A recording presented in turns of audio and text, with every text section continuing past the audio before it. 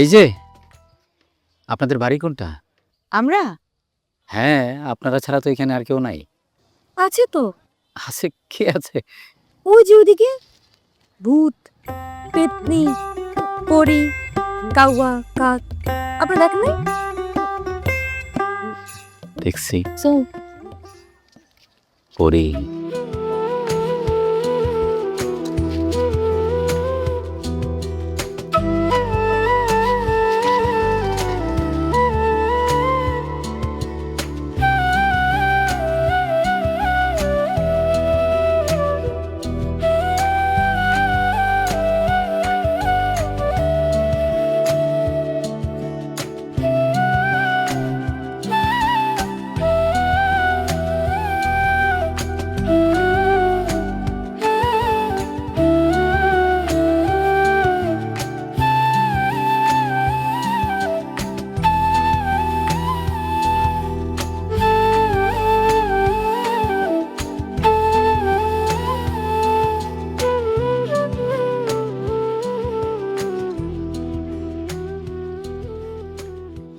কি সমস্যা?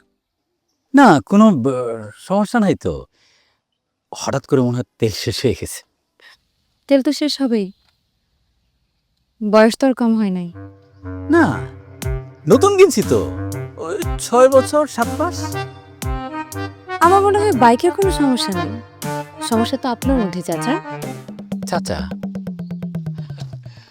ভালো মস্করা। আপনি আমাকে, তুমি আমাকে চাচা ডাকলা কেন? সময় মতো বিয়ে হলে তো এতদিনে আপনি দাদা হয়ে যেতেন। আর তাছাড়া আপনি তো আমার আব্বাকে ভাই ডাকেন, তো সেই হিসেবে আপনি তো আমার চাচাই হলেন, তাই না?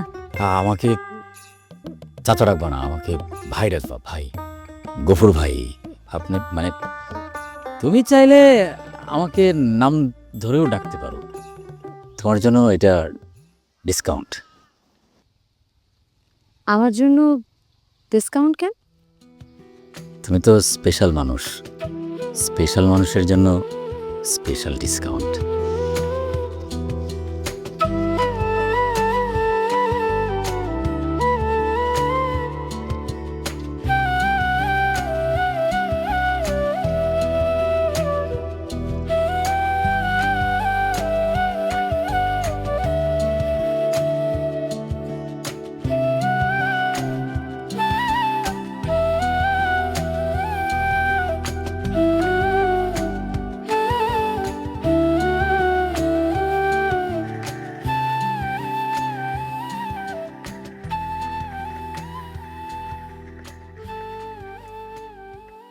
পাখি ভাই, পাখি ভাই, ও পাখি ভাই, বাইরে আসো, আমি গফুর।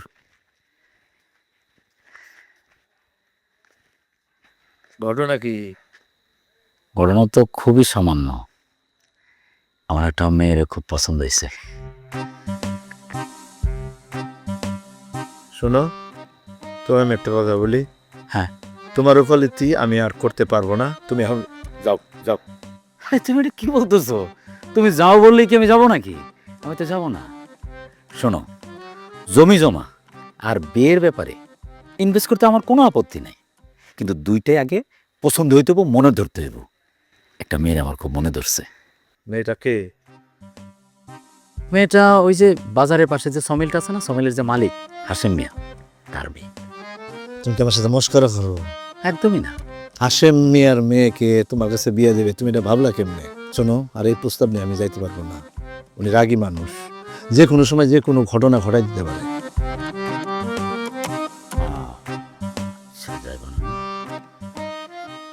এটার বাবদ আমি 20,000 টাকা বাজেট রাখছিলাম। ঠিক আছে, তাহলে দেখি কি করা যায়। এখন সিদ্ধান্ত তোমারও।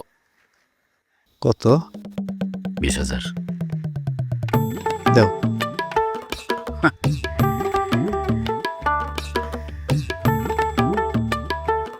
এই যে এখানে 5,000 দিতেছি অ্যাডভান্স হিসাবে, বাকিটা কাজ শেষ হলে। পাখি ভাই, সারা জীবন শুধু মানুষের কাছ থেকে নিলাম, এই প্রথম কিন্তু তোমারে দিতেছি। যদি কাজ ঠিক মতো না হয় তাহলে কিন্তু খবর আছে। কি এবার হাসেম মিয়ারা কমো না? দেখি চেষ্টা শুরু করি। ঠিক আছে, চেষ্টা করো। গেলাম। হ্যাঁ, হাসেম মিয়া, রাগ কমাও।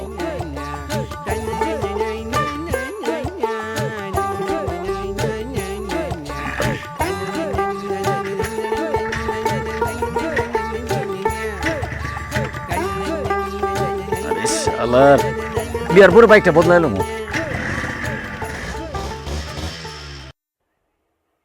মাছে কি আদার খায় না খায় না?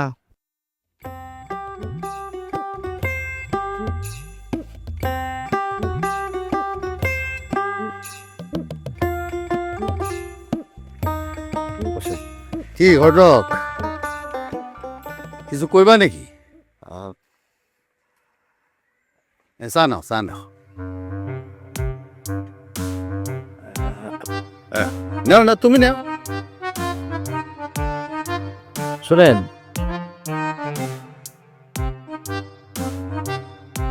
ঘুষ কে না খায়? সৎ মানুষ যখন গরিব হয়ে যায় তার কিন্তু সম্মান থাকে না। দুনিয়াটা হচ্ছে টাকার খেলা। আপনি সত্য করে বলেন তো, এই যে ব্যবসা বাণিজ্য করতেছেন তার মধ্যে কোনো ভেজাল নাই? না, সব কিছুর একটা লিমিট আছে। গফুর একটু বেশি পরিমাণ ঘুষ খায়। গফুর আমারে বলছে সে যদি শিউলিরে বিয়ে করতে পারে তাইলে ঘুষ খাওয়া কমায় দিবে। আর ওই গফুরে বইলা আমি আপনার আর ভাবির উমরা হজের ব্যবস্থা করে দেব। কি ভাবতেছেন? হ্যাঁ, তো ভাবা ভাবি তো কিছু নাই, আপনি রাজি হয়ে যান, আপনার জন্য ভালো হবে। না মানে বিষয়টা হলো যে আমি একটু মেয়ে আর মেয়ের মায়ের সাথে কথা বলি। কথা বলে আপনার কি জানে? বলেন, যত ইচ্ছা কথা বলেন, কোনো সমস্যা নাই। তবে গফুর কিন্তু খুব ভালো ছেলে, নম্র, ভদ্র, শান্ত ছেলে, মিষ্টভাষী। আপনি রাজি হয়ে যান।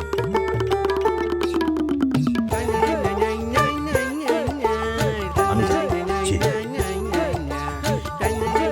আমি তাহলে যাই। জি জি।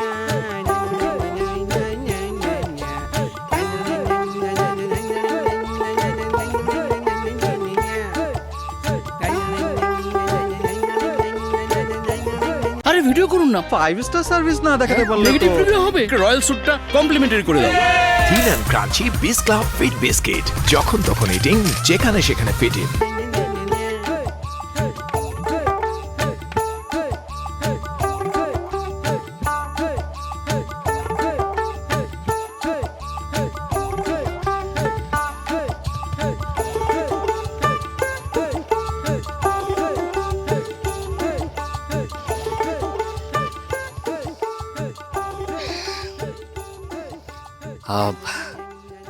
আমার জন্য অপেক্ষা করতেছিল না? আপনি কোন খ্যাতের মূলা? আপনি নাকি আমাকে বিয়ে করতে চান? শিলি, সত্যি বলতে কি, তোমার আমার খুব পছন্দ। পাত্র হিসাবে কিন্তু আমি মোটেও খারাপ না। আমার মতো যোগ্য পাত্র হারালে কাঁদতে কিন্তু আড়ালে। আপনার মতো বুইরা পাত্র বিয়ে করার জন্য আমি বসে আছি, তাই না? শিলি, বয়স কিন্তু আমার খুব একটা বেশি না। সরকারি চাকরি করি তো, এই জন্যই মনে করো যে একটা ভাব নেওয়া থাকি। ভাব না নিলে লোকজন ইজ্জত দেয় না। আপনার মতো ঘুষখোরকে আবার মানুষ ইজ্জত দেয়? আসলে ইজ্জত হলো টাকার খেলা। সমাজ যাদের ইজ্জত দেয় তারা একটু দুষ্ট প্রকৃতির হলেও কিন্তু কোনো সমস্যা নাই।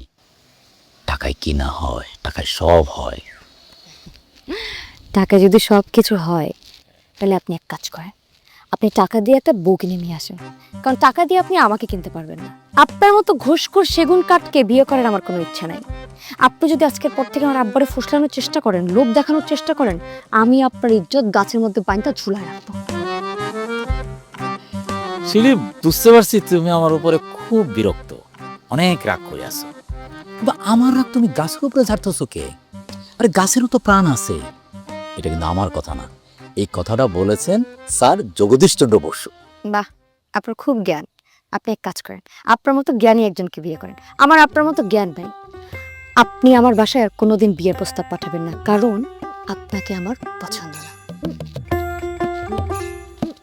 আর যদি কোনোদিন আমার পিছু পিছু ঘুরছেন তাহলে খবর আছে কিন্তু বলতে। পিছু পিছু তো ঘুরতে চাই না, পাশাপাশি হাঁটতে চাই।